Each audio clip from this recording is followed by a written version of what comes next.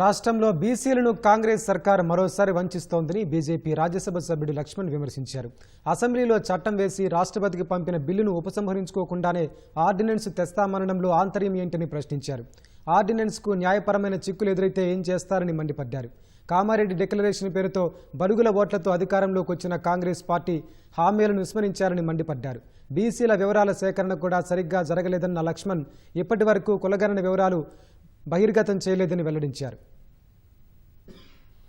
బీసీలకు అన్ని స్థానిక సంస్థల్లో మీరు రిజర్వేషన్ ఇచ్చినప్పుడు 50% మించకూడదు అని ఆ రకంగా ఆ సుప్రీంకోర్టు మరి స్పష్టమైన తీర్పునిస్తే దీన్ని అధిగమించడానికి తీసుకున్న చర్యలు ఏమిటి? రేవంత్ రెడ్డి గారు ఈ ప్రభుత్వం గతంలోనే 34% స్థానిక సంస్థల్లో ఎన్టీ రామారావు ప్రభుత్వం ప్రవేశపెట్టినప్పుడు అది 50% మించిపోయిందని చెప్పి గత ప్రభుత్వం కేసీఆర్ బీఆర్ఎస్ ప్రభుత్వం 34% నుంచి కుదించి 18-20% పరిమితం చేసి 50%కే పరిమితం చేసి ఆ రోజు బీసీలకు తిరిగి అన్యాయం చేశారు. మీరు తగుదునమ్మా అని చెప్పి ఎన్నికల్లో మేనిఫెస్టోలో కామారెడ్డి డిక్లరేషన్ పేరు మీద మేము 42% రిజర్వేషన్లు ఇస్తామని చెప్పారు.